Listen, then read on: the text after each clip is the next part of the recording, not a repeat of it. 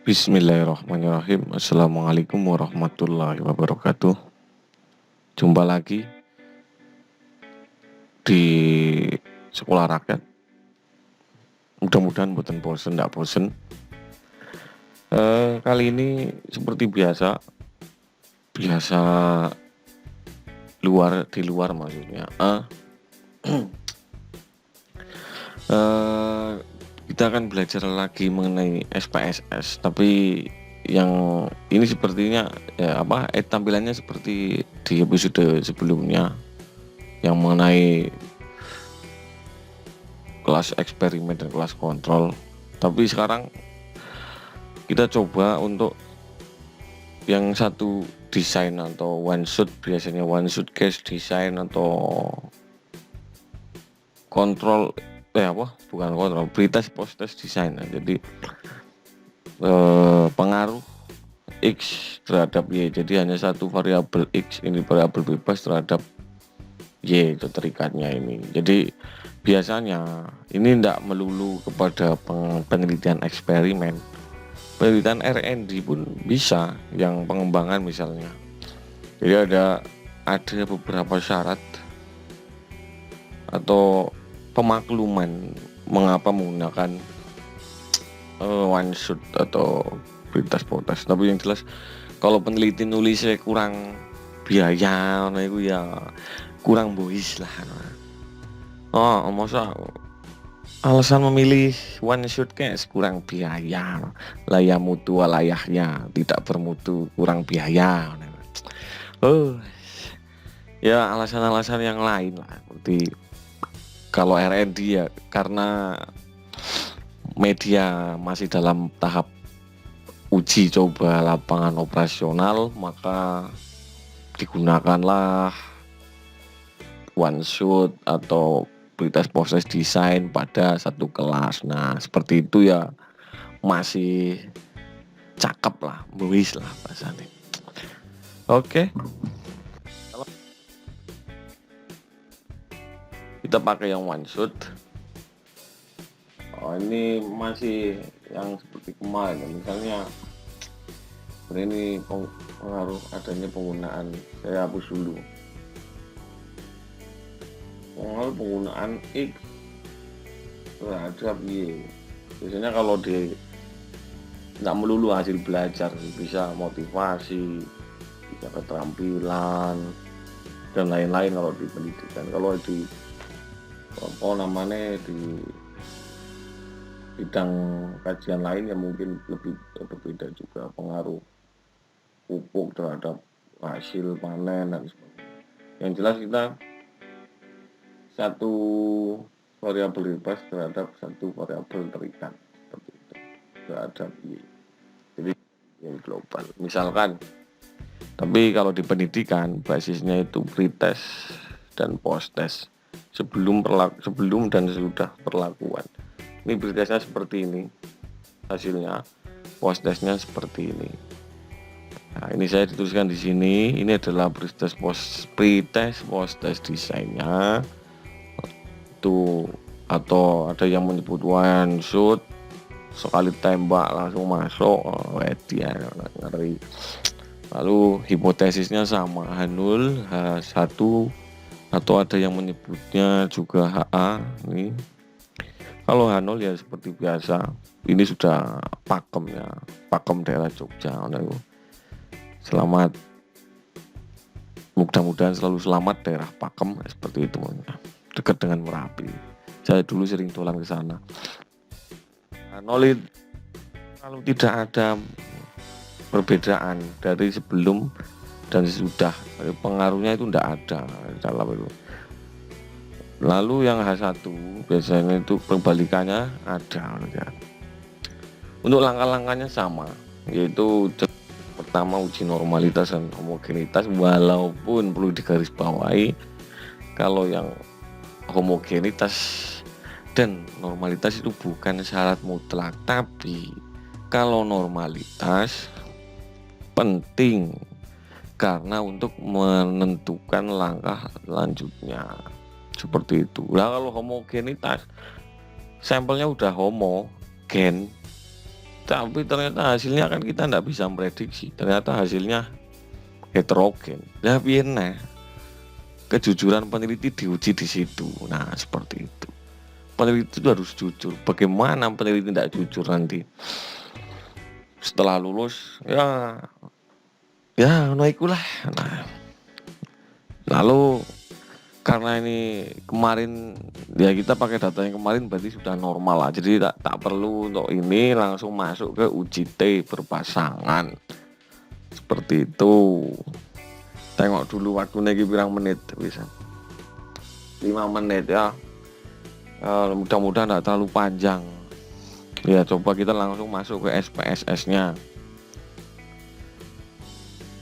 Nah, tampilannya seperti ini, seperti biasa kita langsung masuk ke bagian variabel view. Di sini kita ketikkan pretest. Apa lah huruf raket? Nah, pretest. Post test. Ini langsung saja, tidak ada di utek-utek yang belakang. Nah, sudah. Karena tidak ada kelompok-kelompok itu kan, hanya ada 2 kelompok. Lalu di sini kan langsung ada ngomong kecetit bilang pretest, post test, langsung cepet aja di blok. Kok malu katut ya, ngopo ini? Nggih bisa mas. Pretest. Saya seringnya pakai keyboard ya, jadi tidak nampak. Cling, cling tiba-tiba ya nongol. Yo kan nongol. Wih, yeah, luput.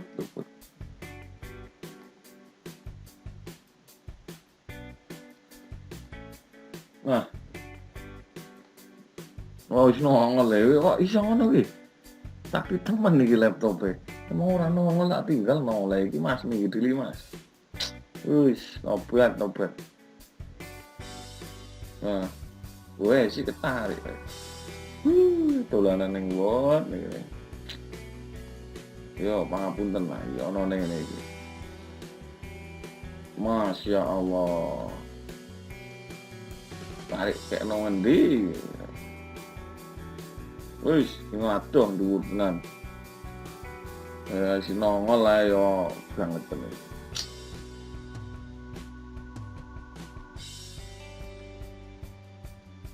Kling. Nah, itu sudah.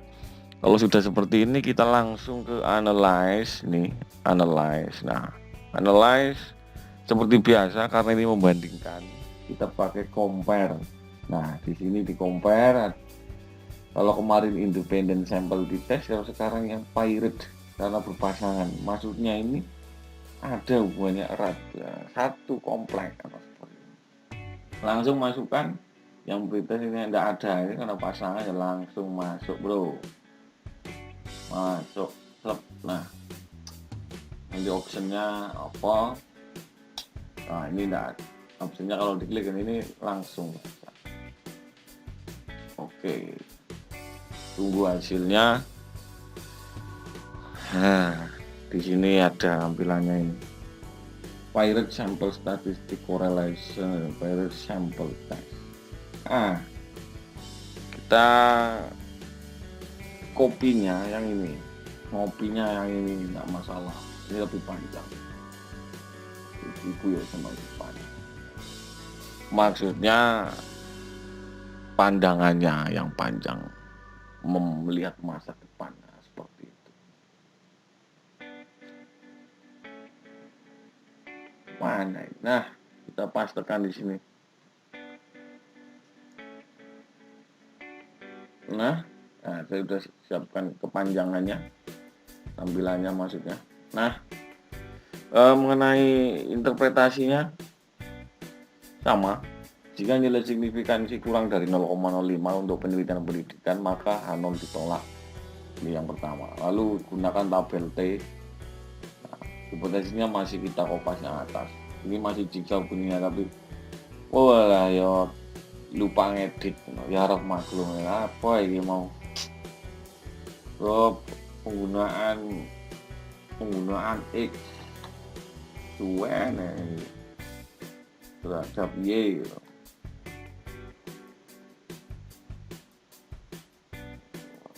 Kopi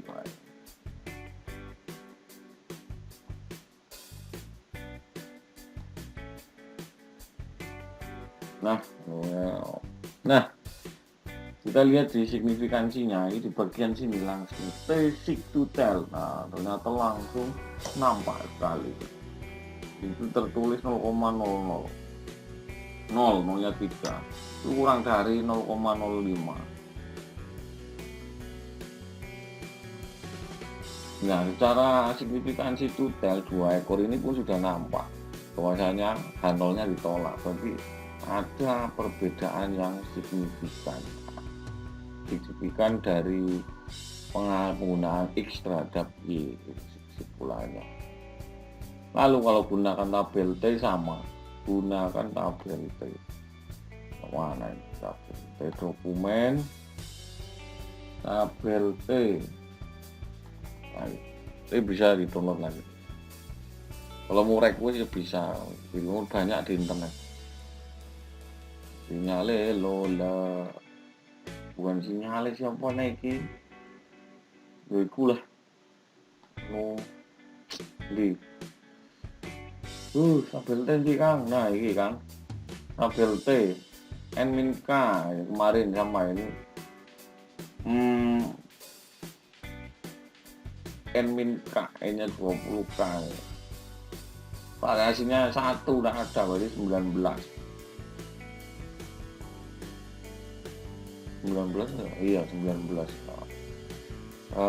Karena bukan K variasi yang banyak, ini kan satu jenis K-nya, ini satu jenis variabel bebas, berarti N-K, N-Min 20, 119, 1, K-nya 1 karena variabel bebasnya cuma 1. Aku maksudnya seperti itu. Jadi 1,729. 1,1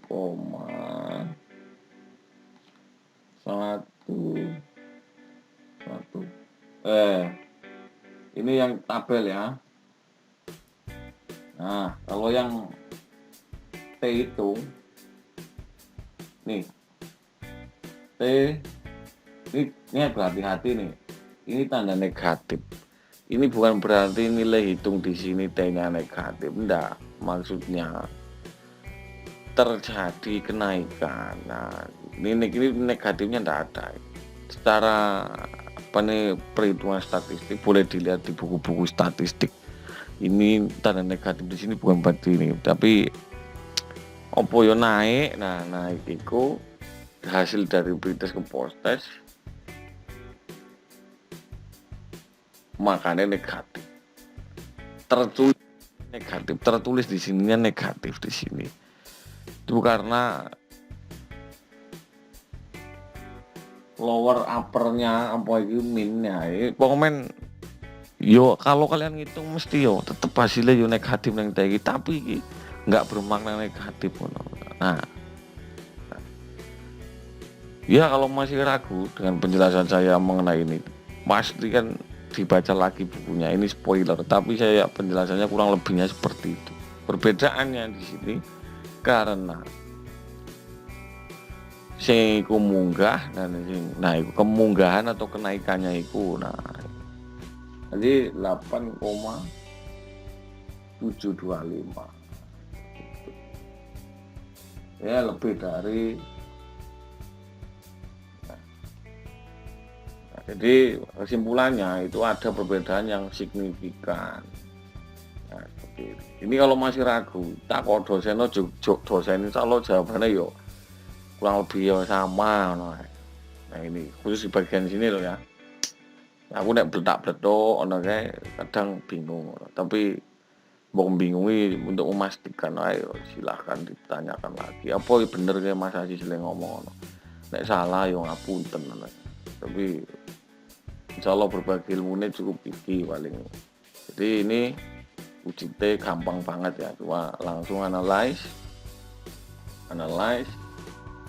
terus analyze, compare min, nah langsung independen, bukan di pirate sambil dites langsung nanti oke geser-geser tek, nah langsung oke metu hasilnya seperti itu. Kalau nggak percaya di hasilnya yang kono tulisannya strip negatif, ya dicoba di rumah. Colali download SPSS-nya.